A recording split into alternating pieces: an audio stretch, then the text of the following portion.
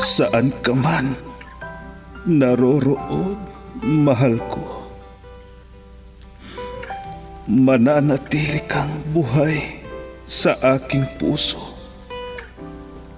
Ramdam kita sa bawat sandali. Dahil buhay na buhay ka sa himig ng pag-ibig. Himig ng pag-ibig.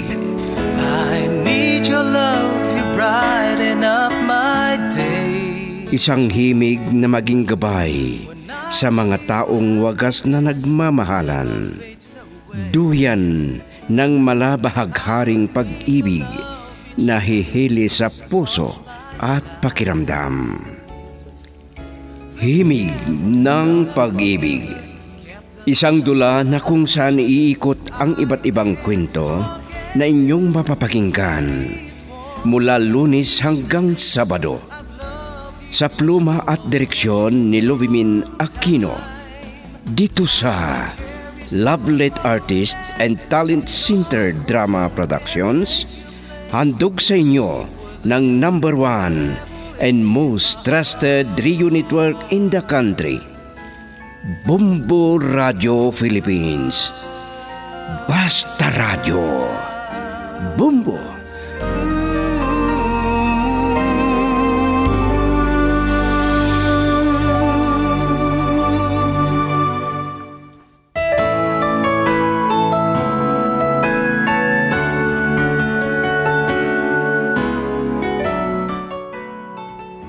Mula sa Lovelet Artist and Talent Center Drama Productions, inihahandog ng number 1 and most trusted radio network in the country, Bumbo Radio Philippines, ang unang yugto ng isang linggong kasaysayan na ating pinamagatang Biro ng Kapalaran. Dito sa ating dramang Himig ng Pag-ibig. Forget you, and it won't be easy. I've loved you for a long. Ang bilis lumipas ng araw, ano? Oo nga eh. Parang kailan lang nung nagsimula akong mag-aral dito sa akademya. Pero ngayon, magtatapos na rin ako. Sana, ibang kurso na lang ang pinag-aralan mo. Sana nga. Siya nga pala, kukuha ako ng Bachelor of Science in Criminology. Pero nakapasa ako sa entrance exams ng Police Academy. Kaya lang, nagdesisyon ako na doon ako mag-aaral. Nasabi sa akin ni Aling SP, hindi niya gusto na maging pulis ka. Sana. Pero alam mo, ito talagang pangarap ko. Wala naman kaming magagawa dahil magtatapos ka na. Ang masasabi ko lang, honey, may takdang kapalaran ng bawat tao. Mabuti man o hindi na mangyayari sa'yo, ay hindi mo makokontra. Oo, alam ko. Pero peligro ang buhay ng isang pulis. Alam ko ang ibig mo sabihin dyan, Catherine. Pero hayaan mo, wala kang dapat ipag-alala, okay? Han, bawat tao ay may nakatakdang uri ng kanyang kamatayan.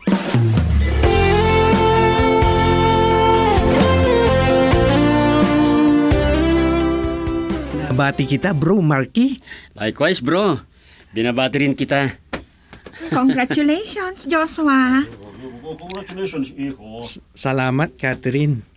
Naku, talagang maswerte ang best friend ko. Nakatapos na nga ng pagkapulis, meron pa siyang magandang nobya. Ano? Alam mo, nagtataka din ako sa'yo. Marami dyan na nagkakagusto sa'yo, pero pakipot ka talaga. Ano ka ba? Hindi ko alam yan. Oo nga naman. Ano pa ang ginagawa mo? Magmamahal lang ako kung makakahanap ako ng kakambal ni Catherine. Ano? Paano yan? Wala siyang kakambal, bro. Ang ibig kong sabihin, Mm. kung makakahanap ako ng kagaya ni Catherine na maganda. Ganon?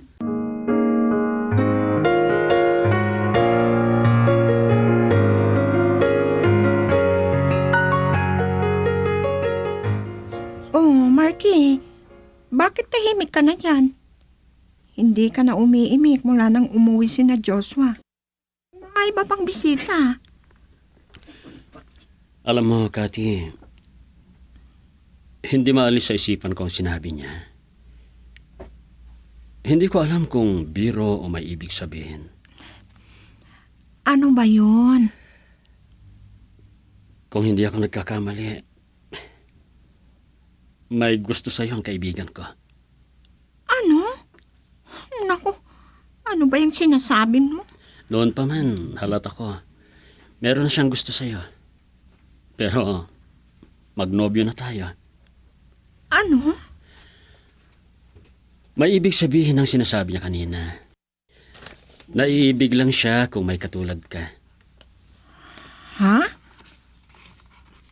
Ang ibig niya sabihin, hindi lang na may diretsa. Naiibig siya kung kagaya mo. Ha? Di ba tama ang sinasabi ko, honey? Ewan ko. Sa bagay, may pagkakataon na nahuhuli ko siyang lihim akong pinagmamastan. Oo, alam ko yan. Pero pinipigilan niya ang sarili niya.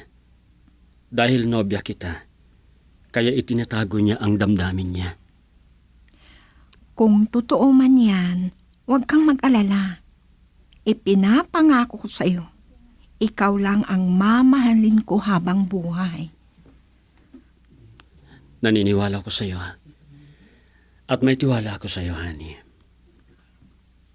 Pero paano kung madidisgrasya ako sa pakikipaglaban? Ano?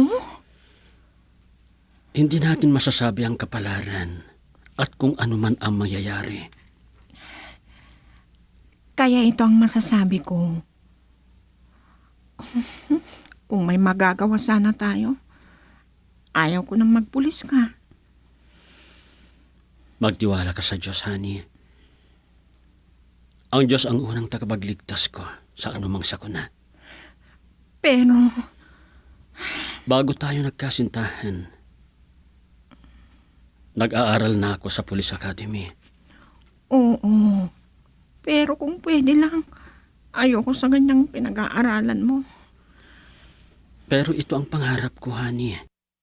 Ang maging bahagi ng armada o kaya sa pulisya. Girl, I need you. I need your love.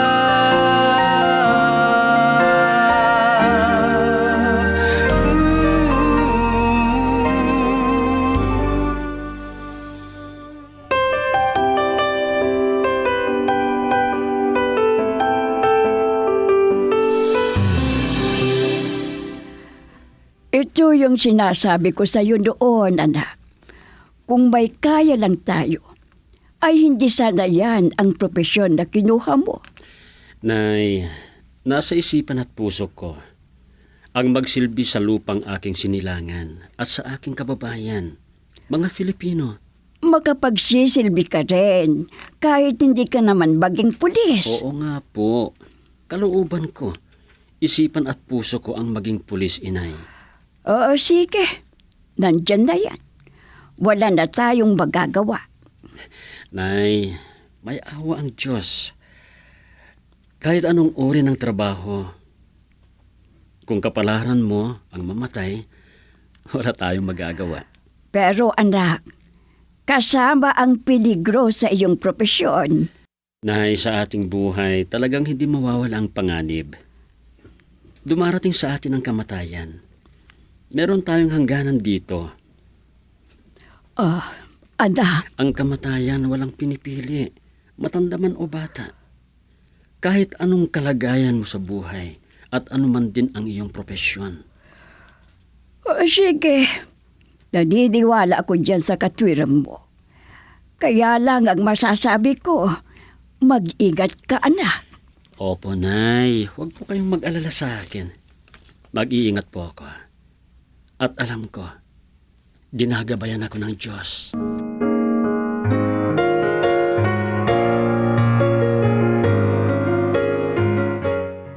Oh, ano na ang plano mo ngayon, iho? Kuwan po mama, magre-report po kami doon sa kampo.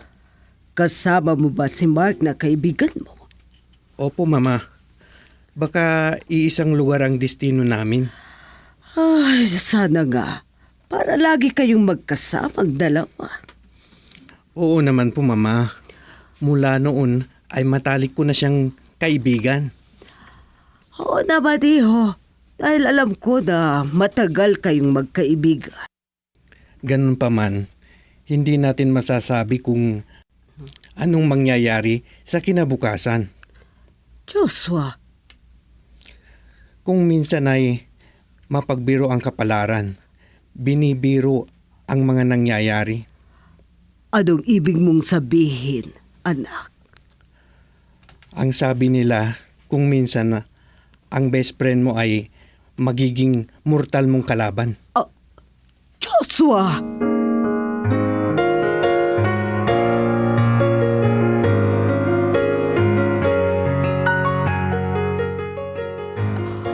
Wala akong masasabi sa pagkakaibigan ng ating mga anak sa Bel. Talagang matalik silang magkaibigan. Oo nga, Esther. Mula pa noong high school pa sila ay magkaibigan na. Oo, Guy. Alam mo bang, iisa ang kanilang bahay. Isa ang kanilang kinakainan. Oo nga. Saka parang magkadikit ang kanilang bituka, di ba?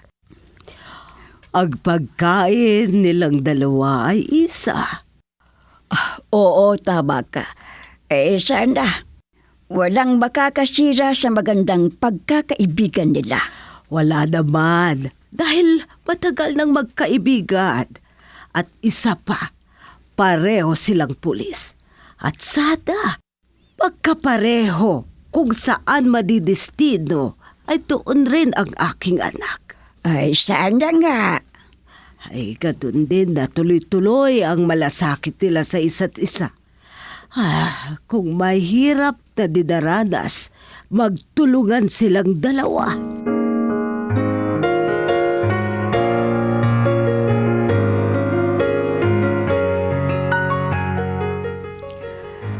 Kumusta ka na, Catherine Iha? Mabuti naman po, Aling Sabel. Ay, lumayo na naman si Marky sa atin. Mangungulila naman tayo uli.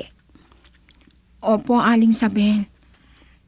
Kailangan po na mag-report sila sa regional headquarters. Oo nga, Iha. Sana hindi malayo ang lugar ng destino nilang dalawa. Sana nga po, Aling Sabel. Alam mo, naninibago na naman ako na mag-isa dito sa bahay. Hindi bale. Lagi ko kayong dadalawin tuwing weekends. Pag wala akong pasok, pupunta ako rito at matutulog ng 2 gabi. Salamat kung ganun, anak. Pero hindi ka kaya mahirapan. Hindi naman po. Ay, maraming salamat, Iha. Oh, bakit? Wala ba kayong plano ni Marke? Aling Sabel. Wala pa ba kayong pinag-uusapan tungkol sa paglagay ninyo sa tahimik? Wala pa po. Mag-iipon pa po kami. Siguro mga 2 taon pa. Ay, nako, ang tagal pa pala. Po? Matanda na ako. Gusto ko pang makita ang magiging apo ko sana. Ano? At ang gusto ko ay makita ko pa na may mag-aalaga sa kanya bago ako mamatay. Aling Sabel? Hindi natin alam kung ano ang mangyayari sa susunod na mga araw. Lalo na at matanda na ako. Girl, I need you. I need your love.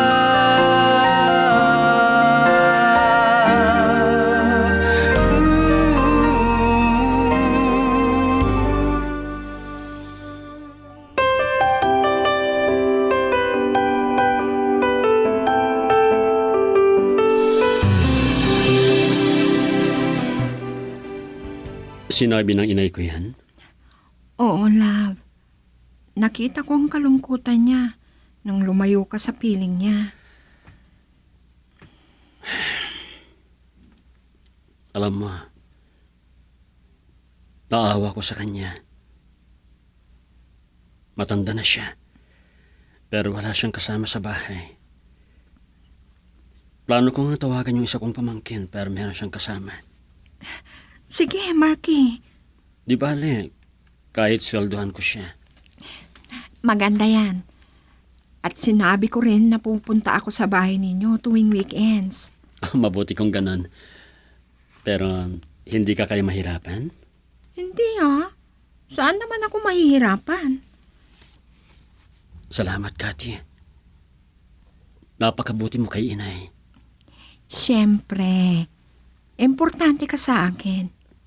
Kaya importante rin sa akin ang mga magulang mo. Napakaswerte ko sa'yo. Ganon din ako sa'yo. Dahil mabuti ka rin. At nadama ko na tapat ka sa akin. Oo naman. Dahil ikaw ang una at huling babae na ibigin ko. Kahit ako, Marky. At sana, walang hadlang sa mga pangako natin, honey.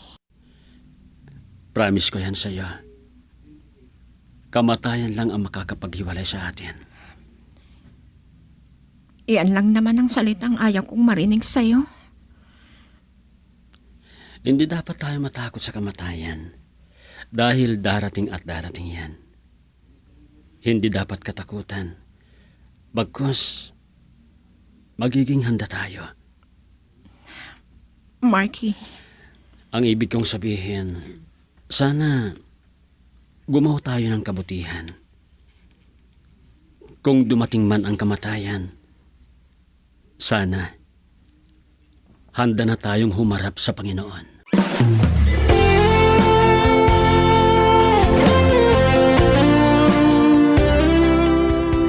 Hindi ko malimutan ang sinabi ng anak ko, Esther. Huwag mong isipin yan. Magugulahan ka lang. Magtiwala ka sa kanila. Lalong-lalo na sa Diyos. Oo, tama ka. Kailangan na ipagkatiwala ang lahat sa Diyos. Ang totoo, hindi ko gusto na pasukin ni Joshua yon. Pero yun ang gusto niya. Ano? Alam mo naman ang nangyari sa asawa ko. Namatay siya sa pagpupulis niya. Ay, oo nga, ano? Dalawa lang silang magkapatid ni Joshua at si Mila. Pero may asawa na si Mila ngayon. Oo nga pala. Kumusta na rin si Mila? Ay hayon, ay tuwing weekend lang sila pumupunta dito sa bahay. Kasama ng dalawa kong apo. Ay, mabuti nga sa iyo. May apo ka na. Pero ako, hindi ko alam kung kailan mag-aasawa si Marky. Ano? Di ba may nobya na siya?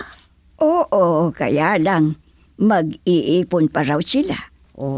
Ganun ba? Hindi ko naman pwedeng pilitin dahil buhay nila yon. Tama ka, Sabel. At alam ng mga anak natin kung ano ang mabuti o masama para sa kanila.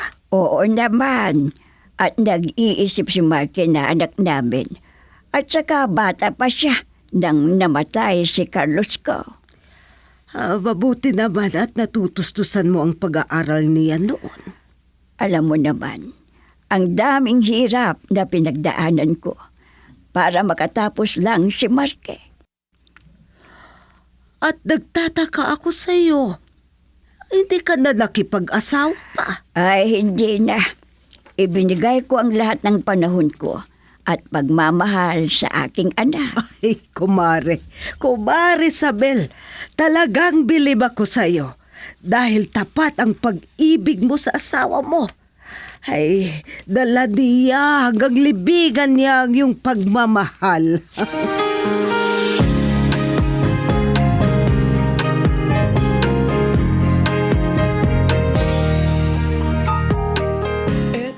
Huwag mong mong itingala ang ulo mo, Marky. Huwag kang mag-alala sa akin, Joshua.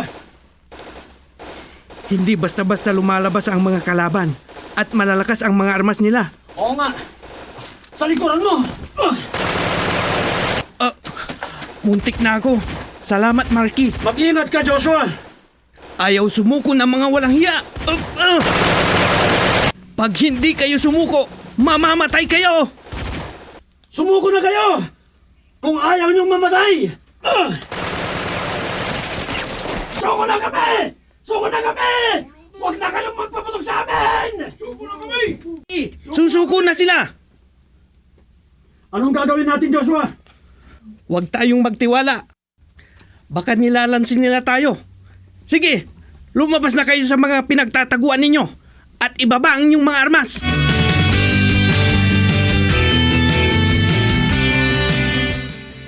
Congratulations, bro. Likewise, bro. Pareho tayong na-promote. Oo nga eh.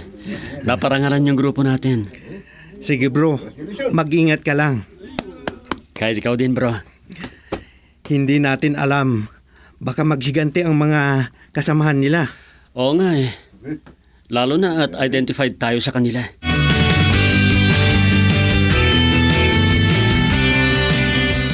Napakabilis ng promotions ninyo ah. Siyempre naman. Sunod-sunod ang mga tagumpay sa aming operations kontra sa mga kalaban ng gobyerno at mga sumusuway sa batas. Lalo na sa mga smugglers at mga drug syndicates. Pero mag-ingat kayo. Baka kayo rin ang target ngayon ng mga kasama ng mga napatay ninyo at nahuli. Hindi kami natatakot, Cathy. Dahil bahagi yan ng aming tungkulin. At pinapatupad namin ang utos na dapat gawin para sa aming paglilingkod. Aba, totoo yan. Oh, ano bang plano mo ngayon, Joshua? Gusto mo bang mag-under ko sa Special Force Course? Gusto ko, bro. Pero tayo ang sinasagupa sa mga peligrong misyon. Walang ano man sa akin yan. Gusto ko. Para mabilis ang promotions. Paano kung mapunta tayo sa anti-terrorist unit? Para sa akin, hindi problema, bro. Kahit saan mang bahagi ako mapunta. Dahil wala naman akong iniisip at iiwanan na asawa. Kundi si mama lang ang iniisip ko. Sa bagay, Pero panatag ang kalooban ko. Dahil may kapatid ako. Kung sakaling may masamang mangyari sa akin.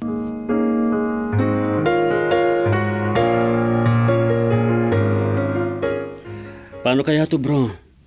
Habang prinaprocess ang papeles natin para sa special schooling natin, ililipat daw tayo sa Anti-Narcotics Division. Gaya ng sinabi ko, bro. Hindi ako nag-aalala. Bro, Ikaw, natatakot ka ba? hindi. Pero, Pero, iniisip mo ang iyong kasintahan, di ba? oo. Ganon din ang hinay ko. Ano? Joshua, paano na ang inay ko kung may masamang mangyayari sa akin? Girl, I need you. I need your love.